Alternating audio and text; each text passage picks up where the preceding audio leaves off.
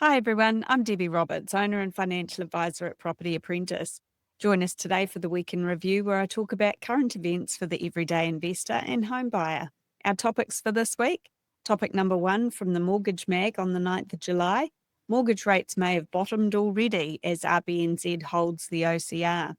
Topic number 2 from the New Zealand Advisor on the 8th of July. New Zealand housing market dips as buyers gain leverage. Topic number 3 from RNZ on the 9th of July. No climate change buyouts in future, expert group tells government. Topic number 4 from realestate.co.nz on the 9th of July. The New Zealand Property Report, good news for renters as national rental price falls for another month. And last topic for this week in review from RNZ on the 8th of July. Government to loosen rules for selling homes in trusts. As always, all of the links to these articles are in the show notes below. So first topic for this week in review from the Mortgage Mag on the 9th of July. Mortgage rates may have bottomed already as RBNZ holds the OCR. Mortgage rates in New Zealand may have already hit their lowest point, or at least close to it, following the Reserve Bank's decision to keep the official cash rate, the OCR, unchanged at 3.25%. According to Kiwi Bank Chief Economist Jared Kerr, there's only limited room for further cuts, with varying opinions among economists about how much lower rates could go. The Reserve Bank cited ongoing economic uncertainty and inflation risks as reasons for maintaining the OCR. Still, its May projections support the case for further reductions, estimating a potential low of 2.9 by the December quarter, remaining at that level until early 2027. This outlook also allows for a possible 50 basis points of cuts to come. The central bank expects inflation measured by the Consumer's Price Index, the CPI, to rise near the upper end of its 1 to 3% target mid-year before stabilising around 2% by early 2026. Zero economist Louise Southall noted that the 225 basis point drop in the OCR since August last year should ease financial pressure on households. However, a recent Xero survey showed that 82% of New Zealand businesses hadn't seen improved sales due to the rate cuts, though a sense of cautious optimism is emerging. Financial markets remained mostly unaffected by the announcement as it was widely anticipated. The New Zealand dollar briefly rose to 60.16 US cents before retreating.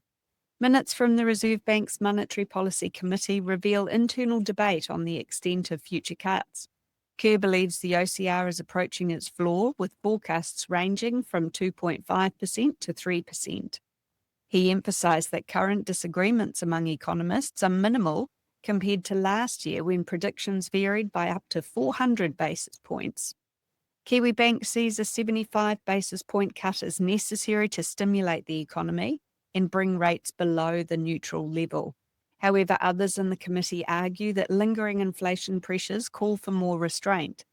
If the OCR bottoms at 3% or higher, mortgage rates are likely already at their lowest. But if the rate drops to 2.5%, there may still be room for mortgage rates to fall further. Your guess is as good as anybody else's at this point, so my advice would be talk to your mortgage advisor and make the decision that's best for your situation. But get help with making that decision. Topic number 2 from the New Zealand Advisor on the 8th of July. New Zealand housing market dips as buyers gain leverage. New Zealand's housing market continued its gradual adjustment in the June quarter, with the QV House Price Index showing a 0.3% national decline in average home values, now at $910,479. This is 0.6% lower than the same period last year and 14.5% below the peak in late 2021. While major cities like Auckland, Wellington and Dunedin posted further declines, several regional areas showed gains. More affordable markets such as Wairoa, Gore, Bulla, Far North and Waitomo led the increases, highlighting a growing divide between urban and rural trends. QV's national spokesperson noted that despite economic pressures, improving affordability is attracting first home buyers and owner-occupiers to lower and mid-level areas. Increased property listings and softer rates are contributing to buyer activity, though global uncertainty and rising living costs continue to dampen the momentum. Economic forecasts remain cautious. While some banks anticipate modest OCR cuts later in the year, others suggest that the likelihood is fading. Analysts point to a sluggish economy and weak key sectors, limiting any rapid market recovery. Auckland's average home value declined. All sub-regions except central Auckland saw value drops. Open home attendance remains low, and buyers are making lower offers amid a growing supply, including new townhouse developments. Hamilton's average value rose 0.5% to $791,707, with annual growth at 1.2%. The broader Waikato region also saw modest gains, particularly in Waitomo, in the Waikato district, and Waipa.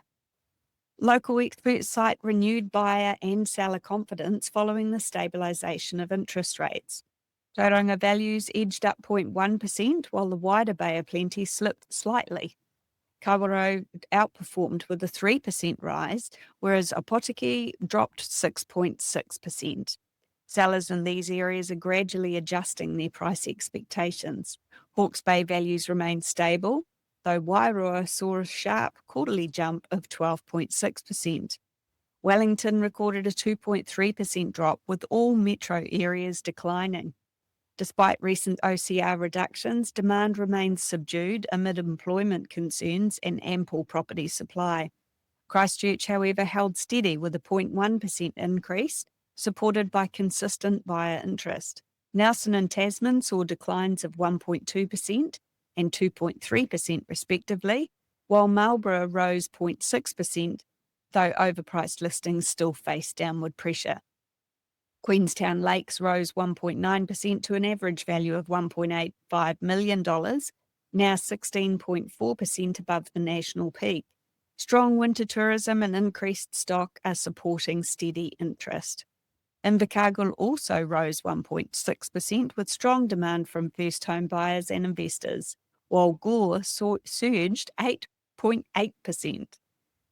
So a bit of a mixed bag in the property market. Unsurprising considering it's winter, that there's a bit less activity at the moment in areas outside of those that attract buyer interest during the winter months like Queenstown.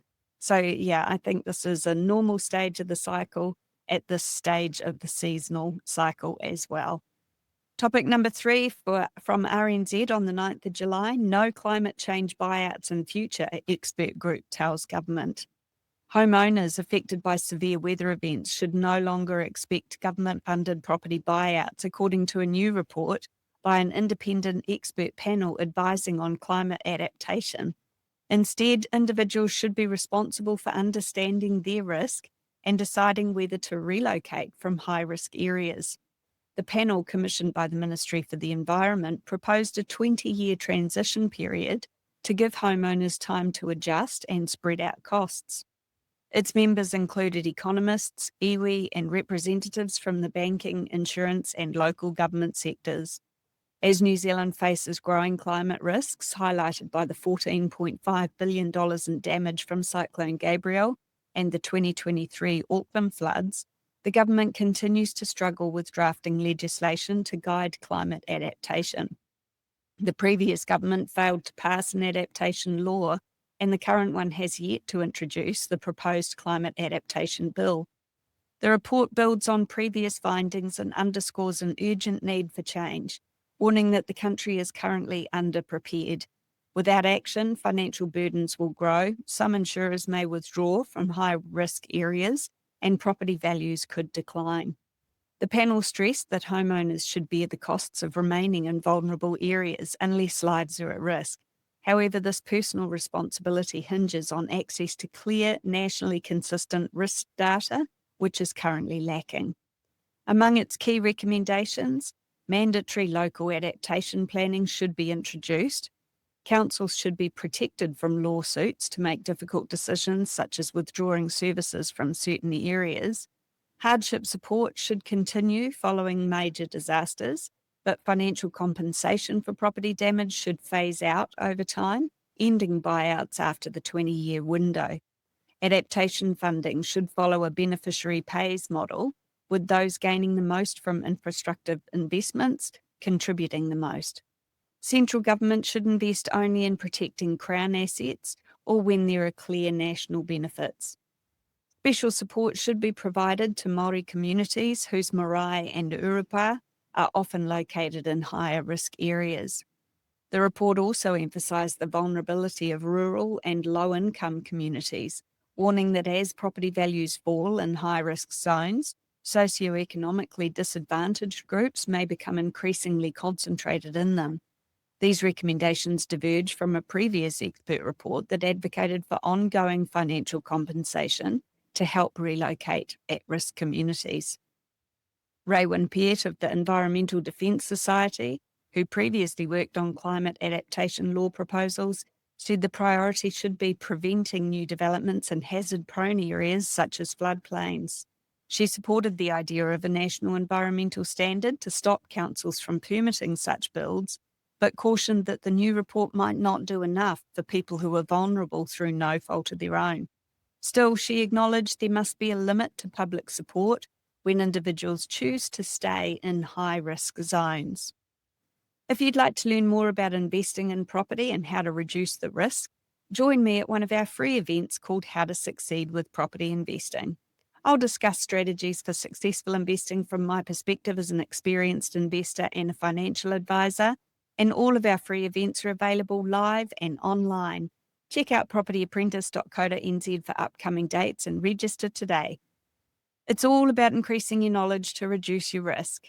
And if you've already been to one of our free events and you'd like to find out more about how we can help you to reach your financial goals, you can also book a no-obligation phone call or meeting with my husband, Paul Roberts, via the website.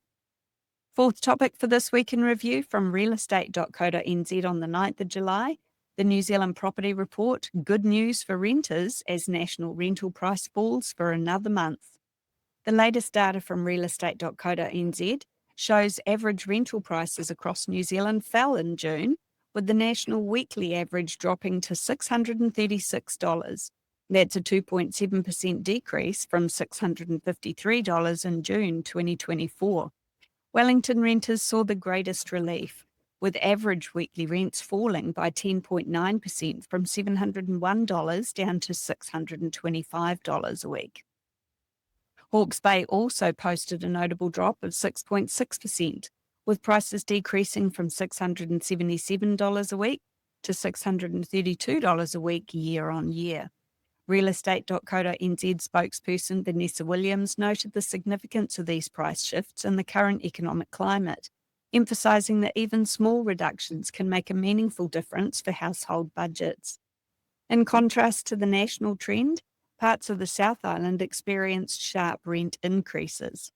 The West Coast saw rental prices climb by 9.1%, rising from $396 to $433. Otago followed with an 8% increase, with average rents moving from $571 to $616. Southland reached a record high weekly rent of $489, a 6.1% rise from $461. The region continues to stand out by setting price records in both rental and sales markets for the second consecutive month. Williams described Southland's market as intriguing, highlighting its deviation from broader national patterns. Renters now enjoy increased flexibility thanks to a 15.3% year-on-year rise in new rental listings. In June, 6,120 new properties were listed across the country. Gisborne led the way with a 96% increase in listings, followed by Hawke's Bay and Wellington, where listings jumped from 276 in June 2024 to 503 in June 2025. Waikato also experienced significant growth, with listings rising from 479 to 647. Williams said that the growing number of available properties is helping keep rental prices in check. She also pointed out that with the Healthy Homes compliance deadline now passed, renters can expect that newly listed properties meet national standards, ensuring a healthier living environment. Topic number 5 from RNZ on the 8th of July. government to loosen rules for selling homes and trusts. The New Zealand government plans to relax anti-money laundering requirements, or AML requirements, for low-risk property transactions involving family trusts. The change aims to reduce the paperwork and compliance burden for ordinary homeowners. Associate Justice Minister Nicole McKee said the current rules unfairly subject families to excessive verification processes, despite posing little risk. The proposed adjustment would allow real estate agents to apply simplified customer due diligence when a sale is clearly low risk. Under this new approach, agents would only need to confirm that trustee names match the property title, verify the trustees' identities and roles, and keep a copy of the trust deed. This is a shift from the current more rigorous process that requires full disclosure of all trust beneficiaries, including children and legal professionals, as well as documentation of how the property was funded. Although the government hasn't yet defined what qualifies as low risk, professionals such as agents, lawyers, and accountants will receive clear guidelines to help them apply the changes confidently without concern over regulatory penalties. The reform reflects a broader update to New Zealand's AML regime. Also announced were changes to simplify the process for parents opening bank accounts for their children. According to McKee, the changes aim to modernise the system by tailoring compliance requirements to the actual level of risk, ensuring that rule-abiding citizens aren't bogged down by unnecessary bureaucracy. With rental prices fluctuating, regional trends emerging, and new government changes affecting property sales, now's the perfect time to stay informed. Join me at one of our free events called How to Succeed with Property Investing. These are all available online so you can gain valuable insights and strategies tailored to today's market conditions, regardless of where you live. Whether you're an experienced investor or just getting started, this free session will equip you with the key tools and insights to make confident, informed decisions. Don't miss out. Register today and take the next step towards achieving your financial success. In our free events, I'll also tell you more about how we can help you as a client to achieve your investing goals. So if you're interested in finding out more about what we do, go to propertyapprentice.co.nz and register for one of our free events today. If you've already been to one of our free events and you'd like to find out more about how we can help you on your journey, book a no-obligation phone call or meeting with my husband, Paul Roberts, through our website. That's propertyapprentice.co.nz. Thanks for listening. Hey there, want to stay on top of the latest property news and trends?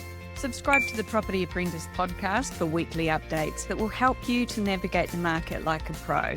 We cover everything from insider tips to expert interviews, so you'll always be in the know.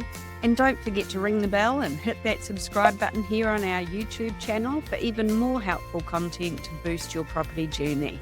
Check out the link in the description to subscribe to the podcast, and we'll see you in the next episode. Happy investing.